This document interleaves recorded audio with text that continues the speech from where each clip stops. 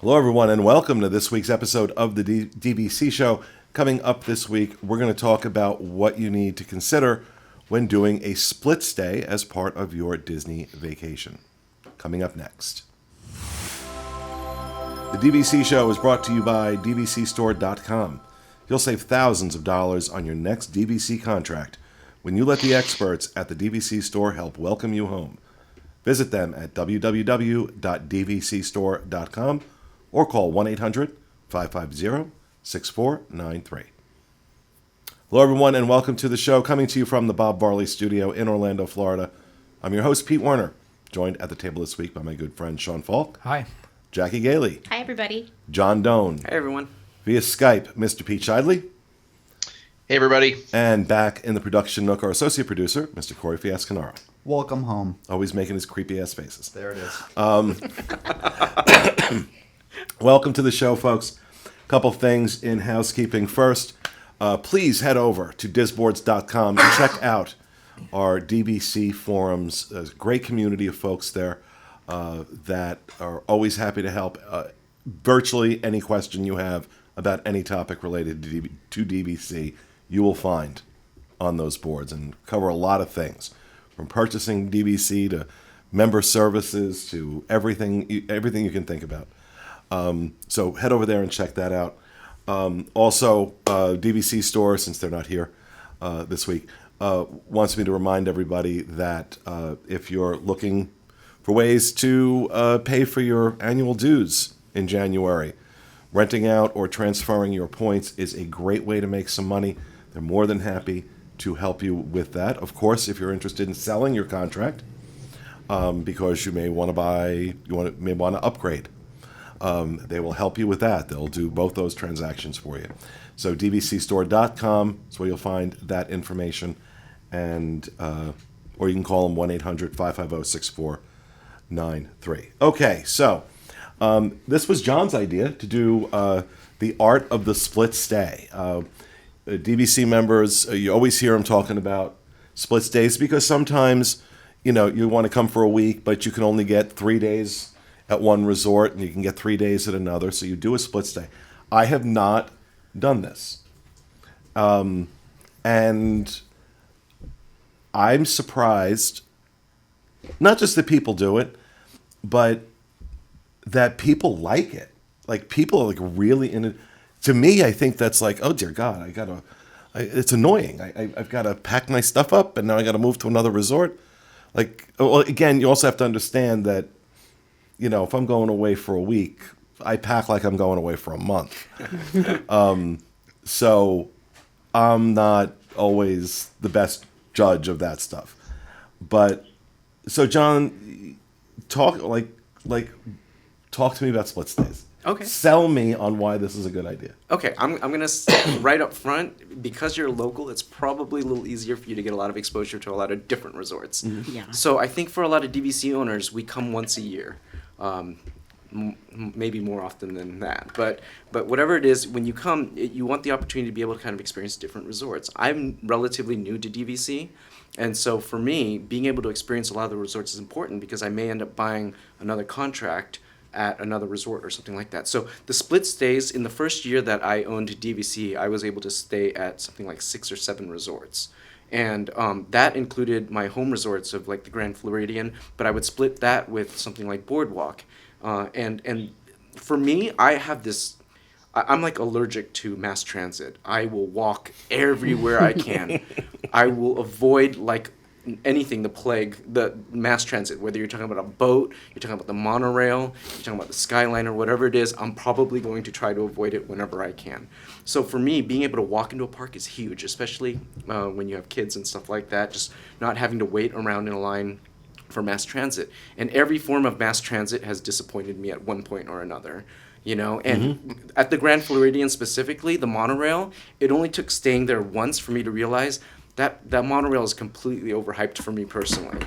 Being able to walk in is really, really convenient. And the walkway that they're introducing, very excited about I was just going to say, you must be super jazzed about that. Yeah. I'm getting ready to post another update on that soon. Awesome. But they've got the piece that's going to go from side to side, and that's going to be really cool for a lot of people, because I've talked to a lot of people that walk all the way from the Magic Kingdom and then they get to that dead end and have to turn around and go all the way back because they think that it goes right through the Grand Floridian. When do we know when that's going to be done? They haven't even announced that they're doing it. Yeah. But but it's definitely, I mean, it's permits there. were there. They announced it in the summer and the work's being done. Like, Yeah, they confirmed the it's- permitting. yeah, the So, permits yeah. are there. Yeah, we reported on it back in the summer, and I have a feeling that they're gonna just put a post up on the Disney Parks blog and say, "Guess what? It's open."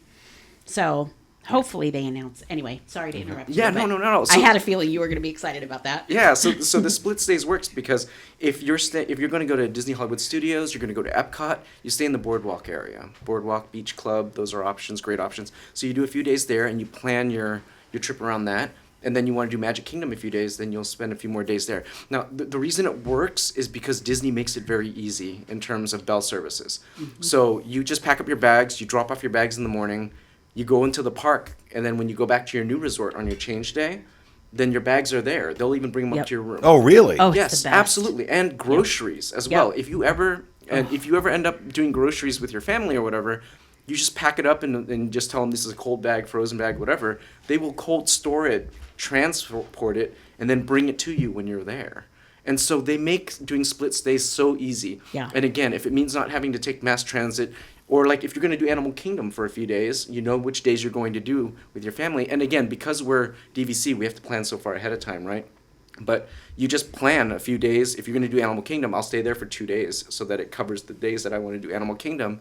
And then I'll move to the Grand Floridian, and then I'll stay there for Magic Kingdom. So it's the split stays just works really well for our family. Okay, Jackie, have you ever done a split stay? I have. Yeah, we did it many times when we used to fly in from Seattle. So, and one of the things that we did it for was because we always heard people talking about all this theming going on at these Disney resorts. And we were like, what is this about theming? We didn't know anything.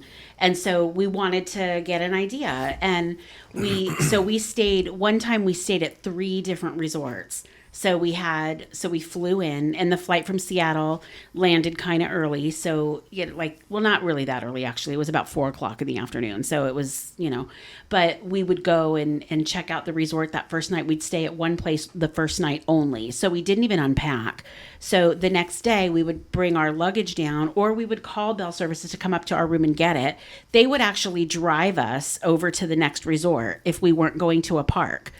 Really? So they would take us over. Yeah. And I don't know if they still do that. I mean, this was a lot of years ago, but they took us over to the next resort. It was so cool. And, I don't want to get people excited that they do it now, though, because I really don't know. Okay. But we asked. And, sometimes if you don't ask, the answer is always no. We asked them if they could. So, okay. They did it, and we were they're gonna love you. Oh, we were so excited. Mention that on the show. They're gonna love you. I know. Well, it was a lot of years ago. Drive me to the Poly. I know, yeah. But there, it wasn't as busy as it is now. Things are different. They have a minivan now. They do. They have a minivan. They've got lots of options if you're not going to a park. But they took care of all of our luggage. They took care of everything, and we went and stayed. The only thing I have to really advise people about is that sometimes if you stay at one that you don't like as much, you don't really know that you're not going to like it as much. But it's tough to go from one that you absolutely loved to staying your last night at one that you don't like as well as the one that you stayed at for the 10-day duration.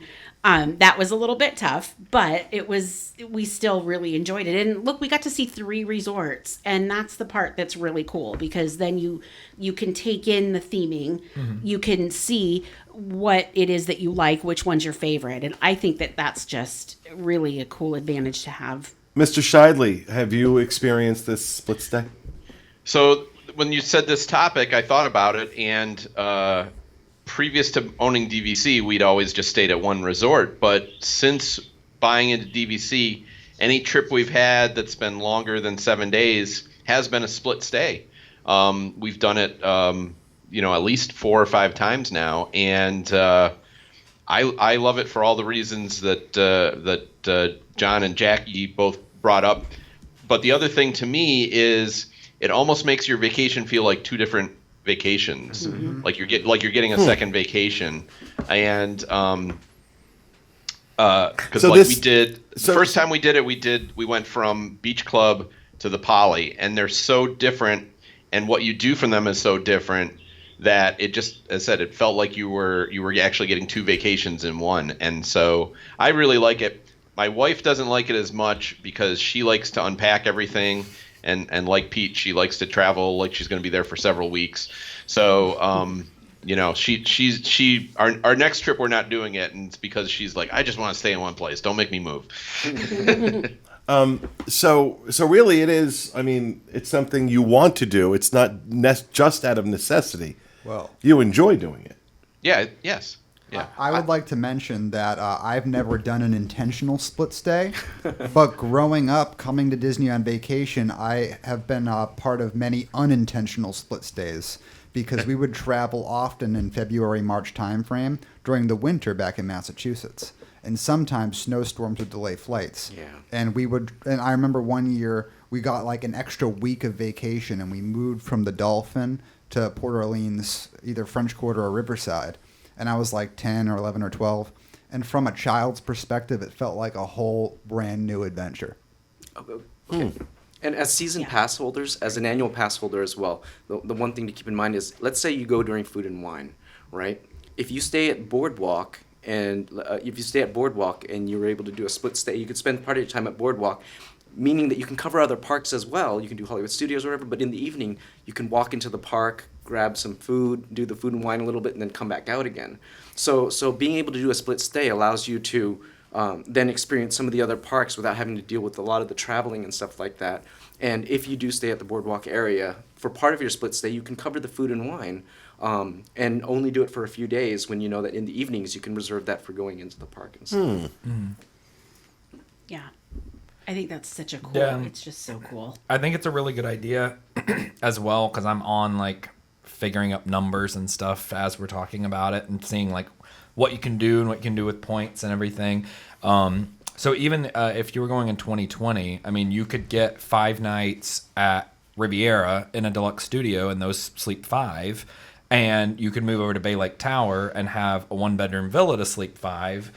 Just for 2 of the nights in order to get an experience of 2 different things and be right there outside Magic Kingdom to get that experience of walking right into the park. And you're looking at 139 points in September. So, I mean, that's not an unreasonable number of points to get to stay 5 nights at Riviera and 2 nights in a 1-bedroom at Bay Lake Tower. So, and we just had an article go up last week or the week before about how difficult it is now with having 5 people needing to stay, because when the people who wrote the article bought, they were just a couple, and now they've had 3 kids since then. So it's a whole new struggle for them that they didn't expect and count on when they were initially doing points. But also looking it up, I mean, for under 100 points, again in September, I mean, you're looking at about 82 points. You could do 4 nights in Old Key West, and then do 3 nights at Vero Beach. If you want to drive down, do a beach vacation as well, hit 4 solid days in parks,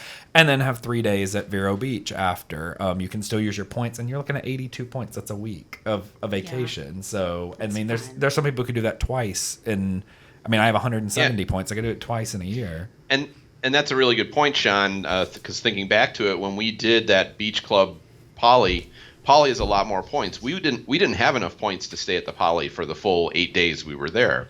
So that worked out well that we stayed, somewhere that was less points the first 4 nights, more points the second 4 nights. So you can still get your full week vacation, but maybe if you don't have enough points for Riviera or Poly or or Grand Floridian, you can stretch your points that way. See, it's something I never would have considered.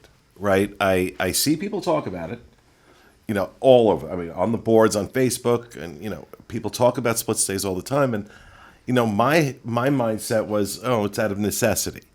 But when we started talking about doing this show, I started like just kind of digging around a little bit, and I'm like, oh no, this is by design. I mean, necessity plays a role in it, but I think from what I'm reading and hearing here, that even if you could get all 7 nights at one resort, you might not. You'd go ahead and do that split stay anyway. Yeah. Like I can say that I've stayed at every single Disney Vacation Club resort. I've actually stayed at every single Disney resort except 2, and they're moderates.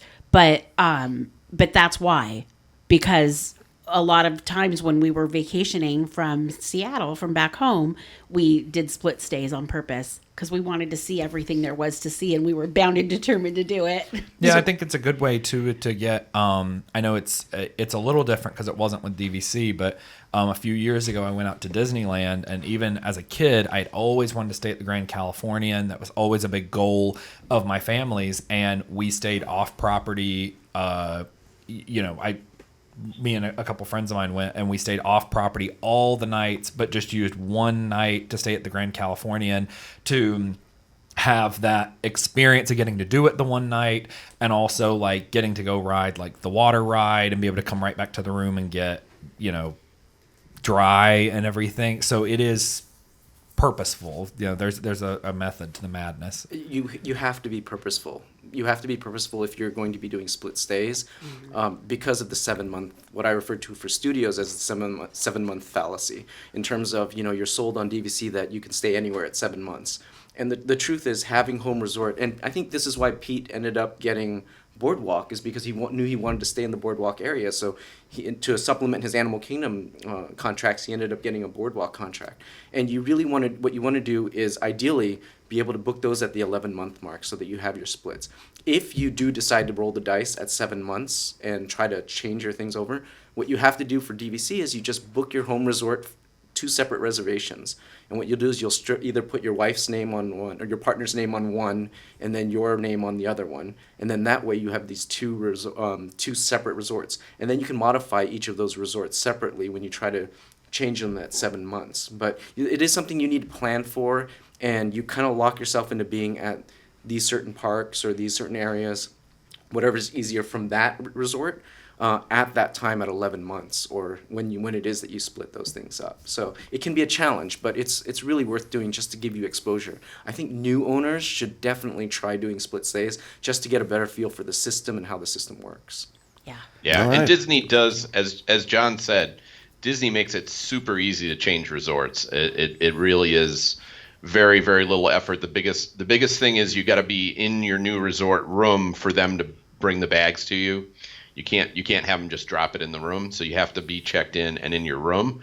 But you have them come get your bags at the first resort, and then you don't see them again until you're in your room at the second resort. So it's as simple as can be. They'll even send it up there before you arrive. So they'll actually send it up there so that when you get to your room, your bags are there. Oh, really? Because Pete was just saying that they won't do that. Yeah, I don't think so. I think with the split stay, you have to be, because Magical Express will preload it into your room, but I don't think Bell Services will with the split stay. I think you got to be in the room. Oh, okay. I'll have to check that, but I thought that happened for me on the last trip. But might have been my Okay. wife. I also, it is worth looking into to do this because if you're somebody that's flying in, a lot of the times, you may be looking and be like, oh, there's only 6 nights available. Like you used to fly from Seattle. Mm-hmm. Oh, there's only 6 nights available where I'm wanting to stay, so I'm going to have to spend all this money. But maybe flying out the next day is half the cost. So if you're going to spend a lot less on flights for 4 or 5 people, it may be worth it, even if you have to reach into next year's supply of 10 points to get Saratoga Springs for one night or something. So glad you said that, because that's exactly why we did it. Because when you look at the flight calendars, there's certain days that are so much less expensive, and there were 8 of us. Yeah. So it was a fortune. Yeah.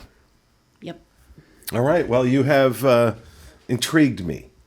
I may have to try doing a split stay and see what that's like. It is a little different for us, I guess, because we live here, but Yeah. So fun. I still would like to, because we've been talking about actually just planning a staycation at Walt Disney World the way we would have if we lived somewhere else. Yeah. Because I really haven't had that experience here in a while. So maybe I'll factor that into it. We'll see. All right, that's going to do it for this week's episode, folks. We hope you enjoyed it. We'll see you again next week with another edition of the DVC Show. Have a great week.